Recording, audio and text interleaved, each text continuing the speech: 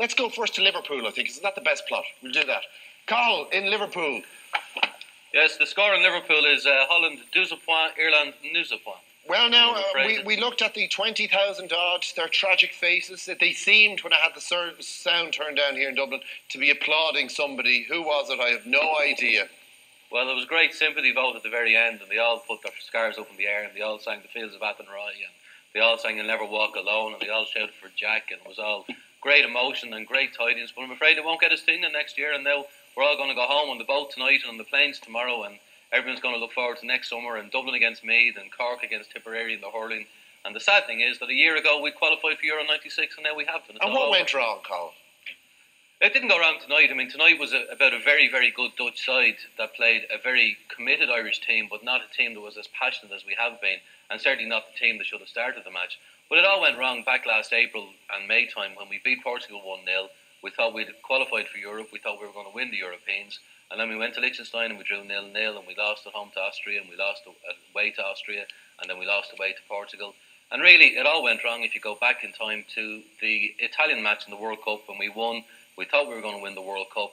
Everyone got stale, everyone got bored, and everyone got complacent. This goes back, doesn't this basically go back, folks, to what we were saying the last time we sat around this table, that what's the point in turning up? There's no medals to be given for turning up. No. Sorry, hold on, Carl. Carol has something to say. We're taking away from the fact that there was a time, there was a point in this group that we were looking odds on to win the group, and 5 points clear. Sorry, 5 points clear. We were at one stage. And deservedly so. We would have deserved to have won the way we played. But I think the sad fact that over the last two matches, could you say that? I think we have a very tired team, and I think we have a very tired manager. Well, as you said, we established this last time that the rot started, I think, with Northern Ireland at home, that everyone looked bored, uncommitted. The manager has not looked in the game, particularly since the World Cup in America.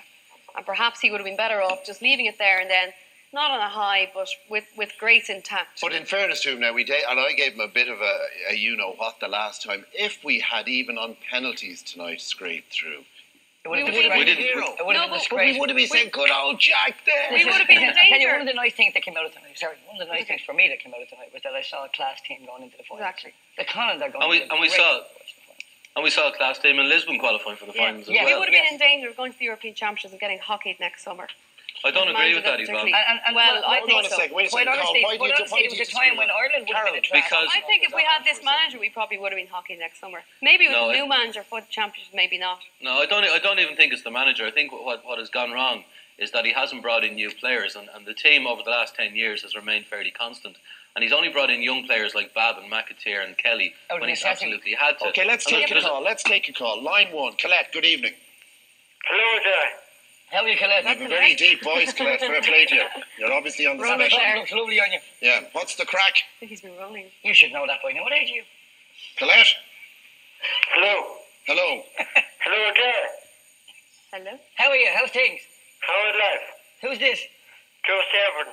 How's things? What do you think of the game? Actually, do you know what I think? Well, I thought the game very good. Would you believe that? I thought it was a great game. I would actually believe it. You sound like you think that all right. What part of the game do you think was a highlight for the Irish team? I thought Ireland played very well this evening. Surely now, it was a great game. Are you in a pub? I'm not in the pub, like. Were you? Are you on medication? Huh? No, I don't. I can't. No, I don't know. The chap's probably well, right. Maybe his point is. Tonight. You maybe said his just point is, as Carl said, that they played with more commitment tonight. Maybe that's his point, right? Well, I mean, it was entertaining football.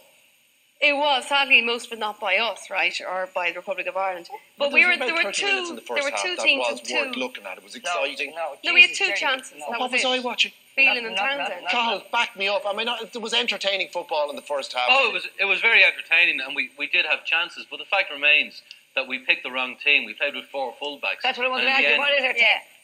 What was everything going into tonight? Where is this team? In the end, we probably didn't have enough fullbacks. What was the reaction when Kernahan was brought on and Dolgett was taken off when Houghton and McLaughlin were still sitting there? We were going for a 1-0 draw. I mean, I think it's a very good idea because when you're 1-0 down away from home, we were hoping for the home leg, get them back to Dublin. I mean, the Alan Kernahan thing. I mean, and to be fair to Alan Kernahan, he did exactly what we should have done all night because he put Overmars up on his behind. Yeah. And I think if a few more had done that in the first half, and if they left a few of them sitting on their arsenals, that we might have had quite the problems that we had in the second. Okay, let's look to the future. Is this the coup de grace? Is it good that this is over, that we now regroup, think of what we have in the future? We're going to have to wait and see what happens when Jack comes back from his holiday for that. But can I just say something, because it gets so much stick. I thought it was a particularly good game by John Sheridan tonight. Oh, yeah, John Sheridan is a class act, but what was wrong tonight was that he had the wrong players outside him. I agree. Ray Houghton should have played, and Jason McAteer should have played. But no point playing 4 full-backs. What were we doing that for? If everybody had held the ball that little extra second longer, as John Sheridan did, we might have played football against them. And we gave away too many silly balls tonight. It was just crazy. Can I ask you all, though, just take this last. How is it going to change come Macedonia, Lithuania, Liechtenstein? Well, it's not going to change now. It's not going to change for now, Jerry. No. What you have to do is you have to get your child at home who's, 12 weeks old. You get my 2.5-year-old son, and you do what they do in Holland, you do what they do in all the top countries. You train them to treat their football like they treat their women. They have to fall in love with the ball. They have to caress them. They have to learn to respect them. And in years to come, when they grow up, they will have a love affair with football and a love affair with the ball. The Dutch team tonight were stroking the ball around the field. I mean, it would have been beautifully at home in any dance floor or any nightclub across the country. And they played a very simple triangular game that worked every time somebody was in possession. Wait a second, have we to wait until 2019 before we've got a national squad? We're going to have to wait very, very close to that, because unless we get an assistant manager who comes over and looks at League of Ireland players and young League of Ireland players and includes them in the under-21s and starts developing them from there and from home, and we don't have to wait till we see somebody pop up and say, God, he's a great player, I wonder if he's any Irish granny or any Irish. It's not that I'm betting against that, but we can develop it at home. Okay, they're going to have to call a halt to it there for a moment, because we're just moving on. Do stay with us, Yvonne. Stay with Brendan. I love you. Carl, we love you. The hair is beautiful.